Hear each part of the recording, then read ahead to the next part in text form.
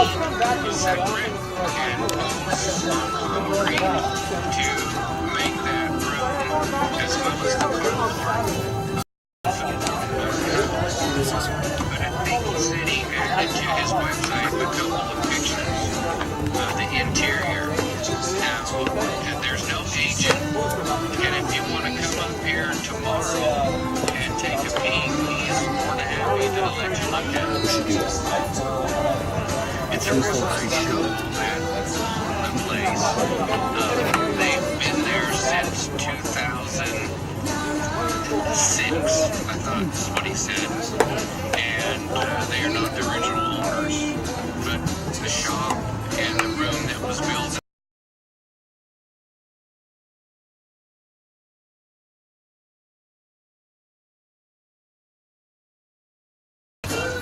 That's fine. It's still, I just need to make sure this is working.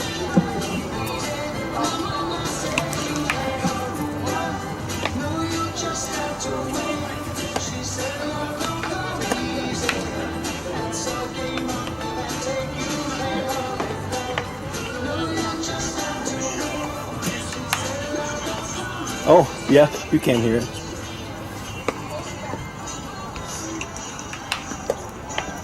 I just want to make sure there's no delay.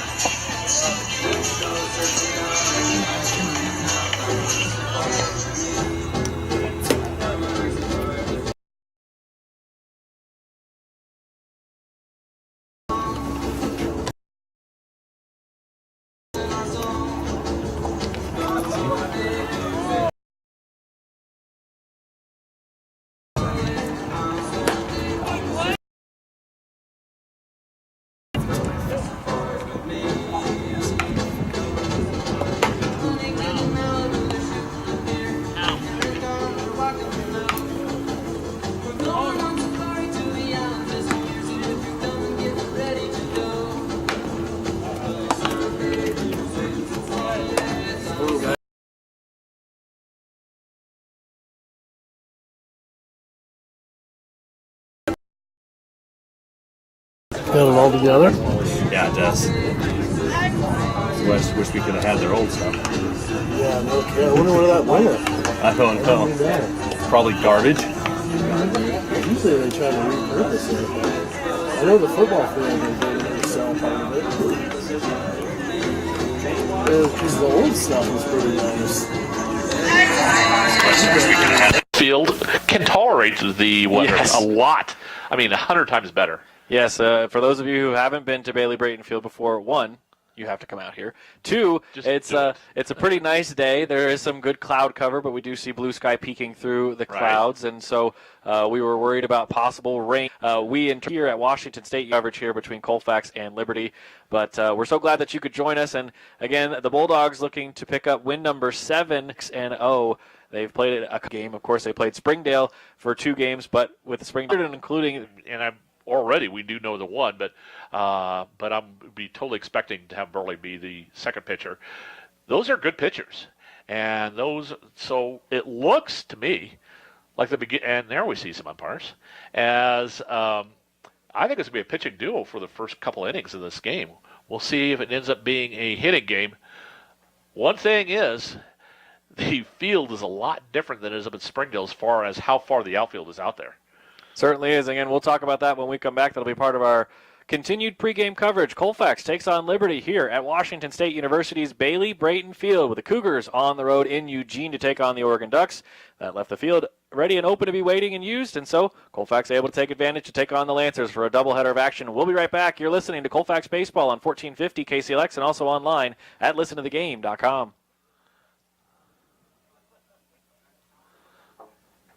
I'm here.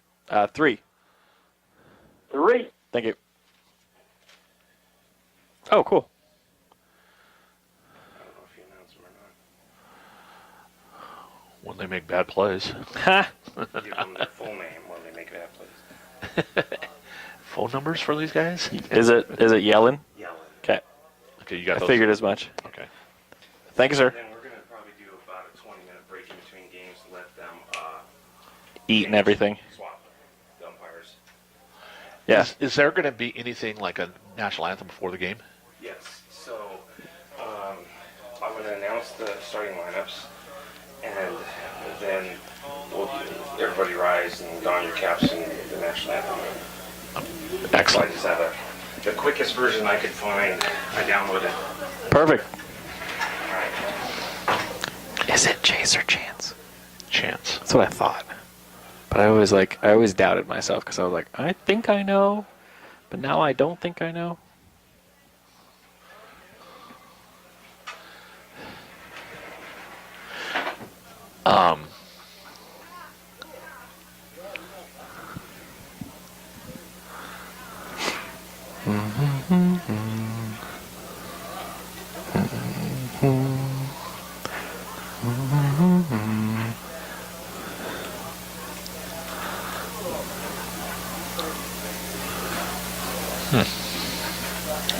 Didn't Danny hit an inside the park home run here last year? It was him or Parker or Kyle, I can't remember. Oh man, somebody did it. I was like, holy cow, that kid can fly. I think it was Danny. I don't think it was Parker. I just remember Liberty misplayed it. All of a sudden the ball was like almost to the base of the 400-foot mark. It was something where it kind of curved and the guy, I don't remember, dodged one way and went the other. And It was impressive.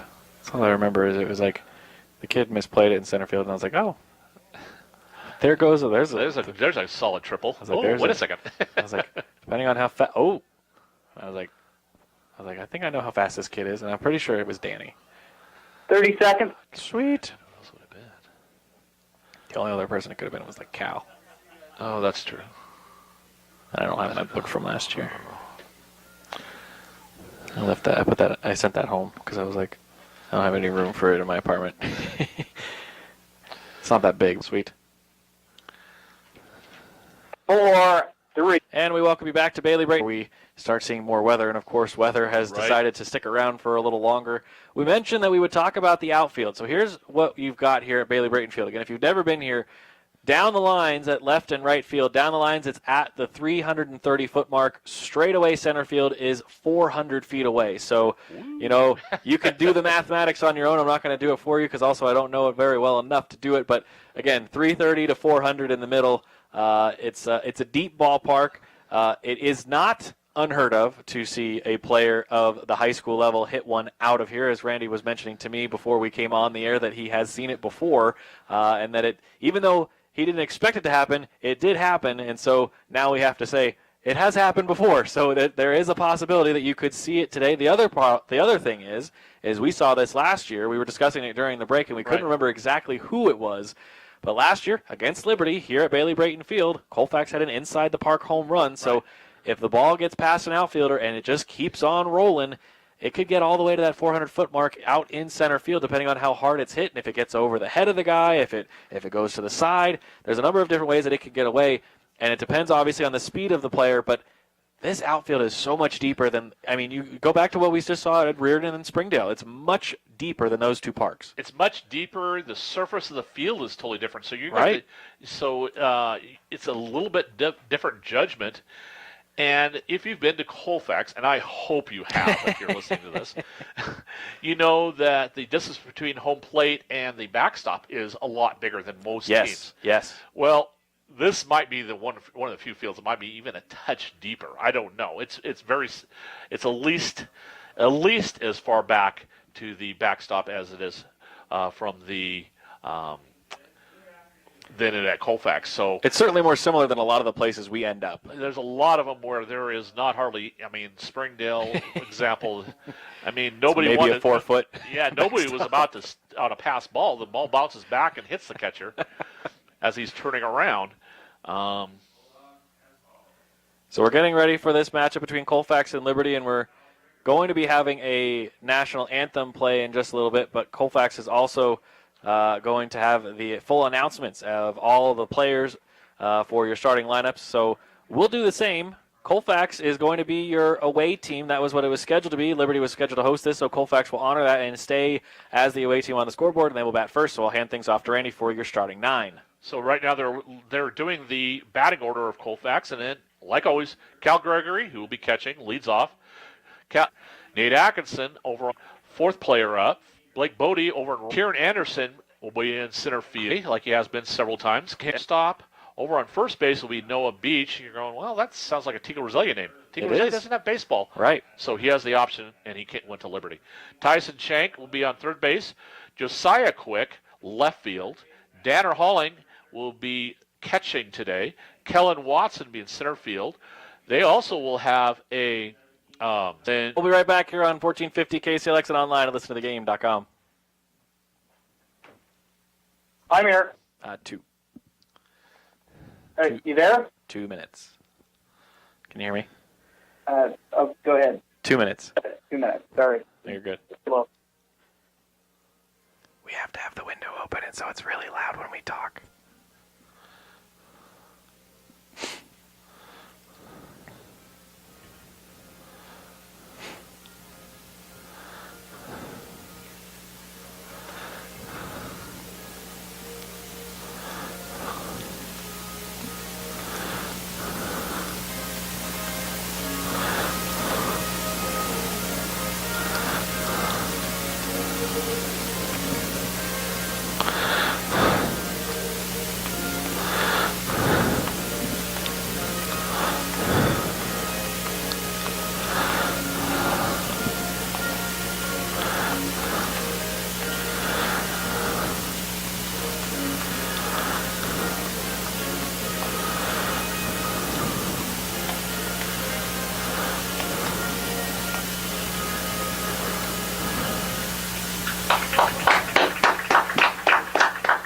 All right, let's play ball.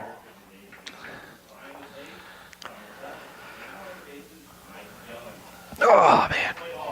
I wasn't sure if Dustin's still coaching because I haven't seen him for so long. Yeah. So when I hit 30 seconds.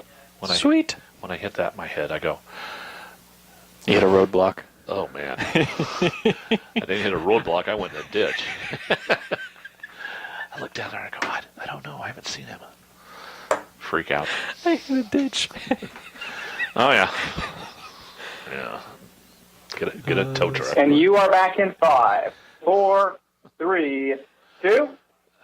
And we welcome you back to Bailey Brayton Field. Matthew Zimmer, Randy Stickle here with you. First pitch time scheduled for 2 o'clock. The coaches meeting with our home plate and base umpires, Tom Sutton and Mike Yellen, as we get ready for, again, Colfax Bulldog Baseball. In case you thought this was supposed to be coming your way tomorrow, you're not wrong. It was scheduled to come your way tomorrow. However, given all the circumstances and the fact that Bailey Brayton Field, we don't have that happen often, so usually it's our clouds than in terms of just a few moments ago. Well, we see more. Probably combined. I'm combining them. My goodness. We had, if I remember that right, down to that first game down at Asotin, I think at the very end as we were going off the air. So we were saying goodbye, you're right. We were saying goodbye. We had a little bit of blue sky, but we can't say that's been the situation for the rest of the games. Liberty will take the field first. Of course, they will be your home team as scheduled for in terms of Colfax will bat first as the away outlined in white with white pants. These are two, and we don't say this a lot in a lot of different sports, but in baseball it's one that I think that it really fits. These are two very sharply dressed teams here for at least game 1, and we'll see it probably again, definitely in game 2. Yeah, I would not be surprised whatsoever. Two good veteran programs, strong programs, and like we already mentioned, Alex Fletcher will be on the mound. You wonder if he could throw? He was also the quarterback for the football team, which for 2 years in a row got second. And unfortunately, by 1 point this last year. Right. I hate to bring that up, but just to get there is a remarkable in a row. Second time. Just ridiculous in how good they were. They were, and a lot of it was due to the quarterback, Alex Fletcher, but they were not short of other talent. But I think he is one of the few out there that is right. Baseball. I don't know the whole bench, but answers we gave you their line order. Here's where we are on defense, and in right field, Jonah Quick. And again, the Bulldogs will lead things off as always with your catcher, Cal Gregory, as Father Wayne Gregory heads down to his duties at the first base coach box, and Scotty Parrish, your head coach, will take his place in the third base coach's box. We're ready to go. Umpire says play ball. The windup and the first pitch from Alec Fletcher is in there on the outside corner for strike one, and we are underway at 2:02 here on your Friday. April the 6th, beautiful day for baseball. Certainly is. Matthew Zimmer and Randy Stickle here with you, and it's 0-1 on the pitch to Cal. That one goes running out. One of the best things about He's also, as he takes a cut at part of that, as these guys have grown, as that pitch misses, first base umpire has to get asked by the catcher. After the catcher asked home plate umpire, the home plate umpire, Sutton asking Yellen, did Cal go? He did not. Check swing. Count moves to 2-2. Again, Kyle Apple, your third baseman on deck. Alec Fletcher, big gap behind him up the middle, the 2-2. Cal puts a shot up into the air. This one is played, and it's Noah Beach under it making the catch. And so Cal, and he comes for the Bulldogs. Stepping into the plate now, and in the right-handed batter's box down to Coach Parrish. He will tap home plate 4 times, as he customarily does when he gets back in for the first time. And with 1 out, Kyle is ready. Fletcher is ready. Here comes the first pitch to Kyle. That one stayed up high just long enough to be ball 1. And also was inside on the plate, so Fletcher will get the ball back and march back up the mound. Apple, kind of the jack of all trades. The Bulldogs have a lot of those guys, but Kyle, we've seen him play a lot of positions over the last year and a half, and he takes a cut on this one. Was out. We've seen him at third base. We've seen him at catcher. Again, Apple, Mr. Versatility, and we've seen and lost third baseman for the last 2 years. It's been a senior over at third base, so it's nice to have Kyle Apple the times in Noah Beach and we mentioned it in the pregame. Parker Huber. Again, one of the impressive pitcher performances we've seen. Of course, Colfax no stranger to perfect games or no-hitters. We've seen them plenty of times, and last year we had 4 total perfect games and no-hitters together, and Parker threw his first perfect game of his high school career last week, and that's going to be a ground ball headed towards third. It just ends up foul. The third baseman booted it after it went foul. That was Schenk. So fortunate for Liberty, it just goes down as a foul ball. Parker Huber would have easily made it down to first had that stayed fair when Schenk had touched it. Exactly. So Huber will stand back in. The first pitcher versus pitcher matchup here in the first inning. Fletcher on the mound, Huber at the plate, catcher. And again, but you got to get in that practice of just making sure to stop the ball every single that you're there. He sent Parker Huber home on a 2-run home run and against Springdale in game 1 of the games this last week. That ball was up high. Count comes even. 2 balls and 2 strikes. Fletcher has had a 2-ball count against each of the first 3 batters. A 2-2 with Gregory, a 2-1 with Kyle, and now a 2-2 with Huber. The windup and the pitch. Outside strikeout, number 1 of the day for Fletcher. Colfax goes down in order. Haven't seen that much this season.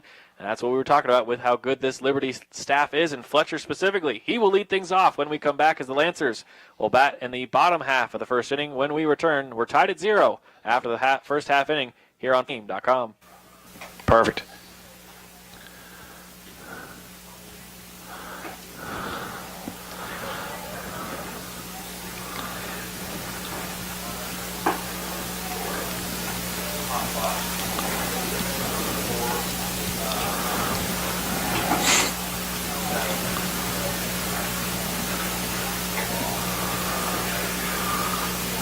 And you are back in 5, 4, 3, 2.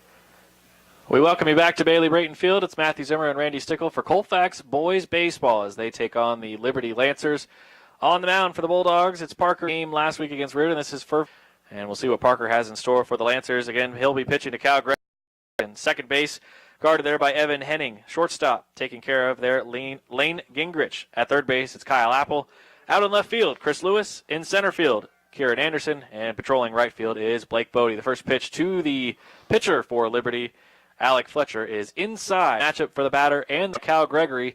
It took 3 batters for Fletcher to strike someone out, and that was Parker Huber. Parker then returns the favor and strikes Fletcher out, both of them swinging, and that'll end that at-bat for Alec Fletcher. Well, just watching both these 2 pitchers, they definitely look like they're in solid control. There's a nice pitch by Parker, but right at the knees of Jake Carr. They look so confident right now, both of them. The 0-1. Swing and a miss. Good pitch from Parker again. He's ahead 0-2. Huber fixes the back of his cap. As they say sometimes, the salad coming out the back of it, that long hair for Parker. The 0-2 pitch. Swing and a miss over the top of it. Parker back to there's 2 strikeouts. The second of the middle infielders to be up in the inning after striking out Carr, the second baseman. Here's the other side of the middle infield, Matthew Burley, the shortstop for Liberty. Parker set, glove in front of his face. Cal, the corner strike. That sent Burley, he swung so hard he ended up in the left-handed batter's box.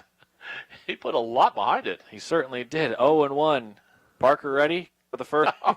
He goes, well, if you want to stand there, I'll throw there. The 1-1. Just misses low. That was close. Right now, Parker doing an excellent job of hitting the bottom side of the strike zone. But sometimes you just, that one just missed a little outside. And so it becomes 3 balls and a strike. 2 outs on the board, trying to get that third one and trying to avoid a walk. Burley will try to get the walk, the 3-1. And he'll work it. 5-pitch walk for the shortstop, Matthew Burley, brings up your cleanup hitter, and Tico Rosalia, the left-hander. Exactly, as he's always pretty much all sports, but they clean off to the left, but he looked right, like that's where he thought it was, but he did not know that it had ricocheted. The 1-0 is fouled off by Noah for a count evening strike, 1 ball and 1 strike. Over at second base now is Burley after the pass ball. Noah stands in. Parker's ready. He checks back at second, fires. Another one fouled away just in front of the feet of the Lancers' third base coach. That ball's Chris Lewis, well, actually 5 feet away. A ball and 2 strikes to Noah Beach, 2 down. Parker was dealing with a runner on second base, trying to end the inning. The 1-2 pitch. Trying to get Beach to chase. He does not. Count comes even. 2-2. Good pitch from Parker. Noah just not fooled on it. Saw it was going outside the whole way. Here's the 2-2. Inside, way over the right side of us and way out of play. That sent a couple of ball boys really scrambling for baseballs. 2-2. Popped up, playable. Atkinson's trying to shield himself from the sun. In foul territory, makes the catch. Well played by Nate for out number 3. 1 walk, no hits, no runs, no errors, and a runner straight. Number 4 hitter, and the man who just completed the third out. Nate Atkinson will lead things off when we come back to start the second inning here on 4. I'm here.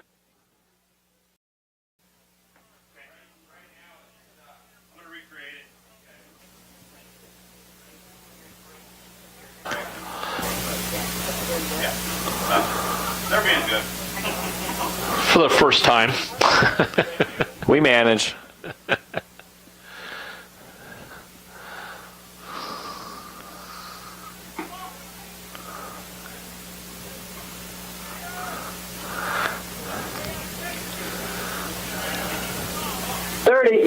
Perfect.